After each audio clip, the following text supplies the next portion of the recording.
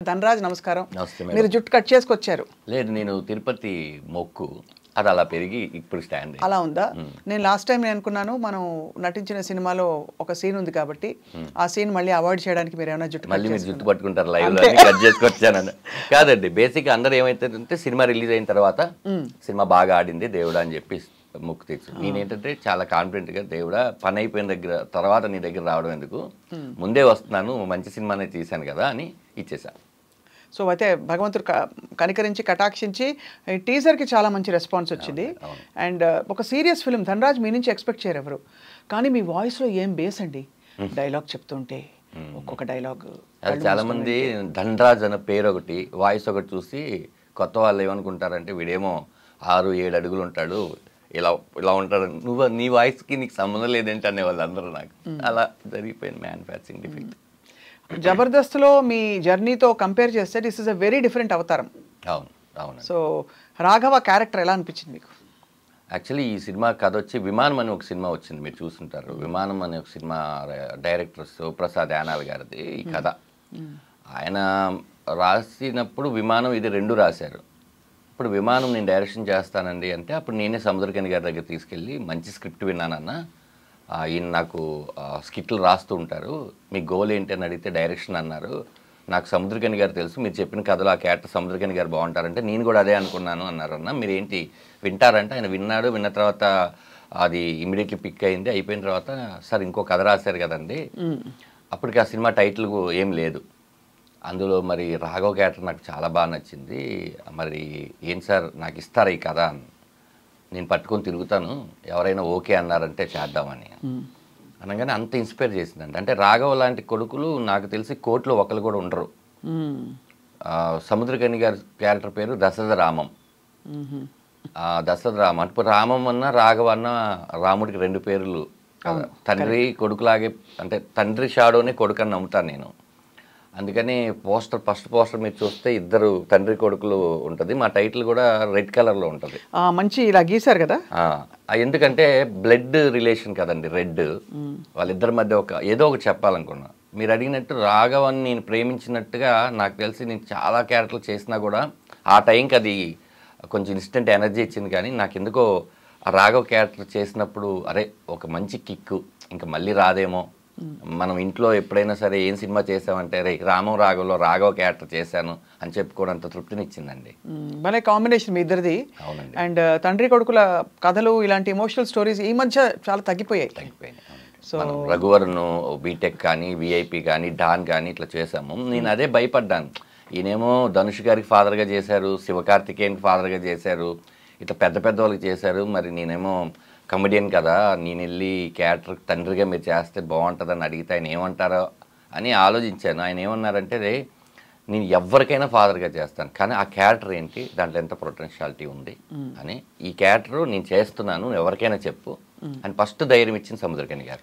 ఎలా పరిచయం మీకు అసలు? నేను జెండాపై కపిరాజ్ అని ఆయన డైరెక్షన్ చేశారు ఒక సినిమా నాని గారితో, తమిళ అని తెలుగు. తెలుసు. అవును. జైమ్ రవి గారేమో తమిళ్, తెలుగులో నాని గారు. అందులో నేను ఏదో 2 సీన్స్ క్యారెక్టర్ చేయడానికి వెళ్ళాను. కానీ ఆ 2 సీన్స్ చేసినప్పుడు ఆయన తమ్ముడు తంగం అనేవాళ్ళు. తంగం అంటే బంగారం కదా, ప్రతి ఒక్కరితో అటాచ్మెంట్ చాలా బాగుంటుంది ఆయనతో. అదొక్కటే అండి పరిచయం. అంటే ఆయన అది కూడా గుర్తుపెట్టుకొని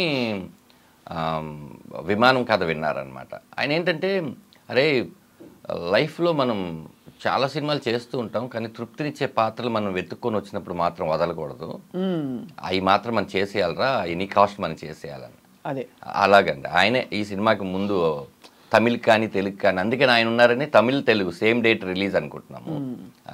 2 వెర్షన్స్, నాట్ డబ్బింగ్. తమిళ్ ఒక షాట్ ఉంటే తెలుగు ఒక షాట్ ఉంటుంది, అలాగే తీసామన్నమాట. యా. సో అయితే మొత్తానికి మీరు డైరెక్టర్గా ఇలా రావడం అండ్ ఆల్సో ఈ ఫిల్మ్ చాలా ఇంటెన్స్ అండ్ సీరియస్ సినిమా అవ్వడం ఒక మెసేజ్ అయితే ఉంటుంది. ఏంటి మెసేజ్ యాక్చువల్లీ అంటే? ఎందుకంటే మీరు టీజర్ చూస్తే మాత్రం కొంచెం కన్ఫ్యూజ్ అవుతారు, ఏం జరుగుతోంది ఇక్కడ, పడట్లేదా వీళ్ళిద్దరికి, ఏంటి కొడుకుని ఇంత విమర్శించడం ఏంటి, కొడుకుని ఆయనే కంప్లీట్గా అసలు ఆయన ఇమేజ్ని డిస్ట్రాయ్ చేసే ప్రయత్నం చేయడం ఏంటని చెప్పి. అంటే ఈ సినిమా థియేటర్కి జనాలు వస్తే మేడం ఎంతమంది వస్తారో నేను చెప్పలేను. ఇప్పుడు థియేటర్కి జనాలు రావడం తక్కువైంది. బట్ మేము చేసే పబ్లిసిటీ లేకపోతే టీజర్ నచ్చో ఏమో వచ్చిన జనాలు ఎవరైతే ఉంటారో వాళ్ళతో పాటు సినిమా ఇంటికి వెళ్ళిపోద్ది మేడం. వాళ్ళని కొంచెం డిస్టర్బ్ చేస్తుంది. ఈ సినిమాకి మేము అనుకున్న ముఖ్య ఉద్దేశం సూపర్ డూపర్ హిట్ అయ్యి కాసులు వర్షం కురిసేసి దీనికన్నా ఈ సినిమా చూసి రాఘవ లాంటి వాళ్ళు ఎవరైనా ఉంటే ఒక్కళ్ళు ఇద్దరు మారినా కూడా చాలా గొప్ప విషయం, మనం గొప్ప అచీవ్మెంట్ చేసాం కదా అనేది ఉద్దేశం మేడం. ఉన్నారు, ఏ కథ పుట్టినా కూడా బయట నుంచి ఇన్స్పిరేషన్ లేకుండా పుట్టదు. అవును, అలా మేము విన్న కథలు చదివిన దాంట్లోంచి చూస్తే ఇలాంటి రాఘవ అనే క్యారెక్టర్లు కోటికో ఒకళ్ళు ఉన్నారు, మొత్తం రాఘవలే ఉండరు. అసలు అలాంటి రాఘవ అనేవాడు ఒక్కసారి ఆలోచిస్తే, అందుకనే నేను ఫ్రీ రిలీజ్ ఈవెంట్లో చెప్దాం అనుకున్నాను, మీ తండ్రి అయితే మీ కొడుకుతో ఈ సినిమాకి రండి, మీరే కొడుకైతే మీరు తండ్రిని తీసుకురండి అని. ఎందుకంటే ఇది తండ్రి కొడుకులు ఫ్యామిలీతో కలిసి చూడాలి. ఎక్కడో చోట తండ్రి మీద కోపం ఉండడం సహజం, కొడుకు మీద కోపం ఉండడం అది పీక్కి వెళ్ళిపోతే మనం అణుచుకోదగిన మన చేతుల్లో ఉన్న విషయాన్ని కూడా మనం వదిలేస్తే మళ్ళీ వెనక్కి వెళ్ళి సరిదిద్దుకోలేని తప్పు ఒకటి ఏదైనా ఉంటే అది మళ్ళీ ఎప్పటికీ అది చేయలేము అనేది బాగా నచ్చింది మేడం. అందుకని ఈ సినిమా ఫస్ట్ ఈ సినిమాకి డైరెక్టర్ నేను కాదు మేడం. అదే తెలుసు అదే ఈ సినిమాకి నేను ఓన్లీ యాక్టర్ రాఘవని చేద్దామని వెళ్తే మా పృథ్వీ పోలవరపు గారు ప్రొడ్యూసరు. ఫస్ట్ ఈ సినిమాకి హీరో ఎవరంటే పృథ్వీ పోలవరపు. ఎందుకంటే సేవింగ్స్ అన్నీ తీసుకుని వచ్చి నా మీద నమ్మి ఆ కథను నమ్మి ఇప్పటి వరకు ట్రావెల్ చేసుకుంటూ లేదు మనం అసలు వదలకూడదు, ఈ సినిమాని జనాలు ఖచ్చితంగా చూపించాలి, ఏవో చిన్న ఆఫర్లు వచ్చినా అలా కాదు ఇది కొంచెం చూపించాలని నమ్మిన వ్యక్తి. అలాంటి ప్రొడ్యూసర్ నిజంగా లేకపోతే కనుక ఇలాంటి కథలు రావు మేడం. నా భయం ఏంటంటే ఇలాంటి సినిమాలు కనుక జనాలు థియేటర్కి వచ్చి చూడకపోతే ఇంకా రాసే పెన్నులో ఇంకు వేరేలాగా రాసేస్తుంది. అంటే ఆల్రెడీ మారింది మీరు అన్నట్టు, రైట్.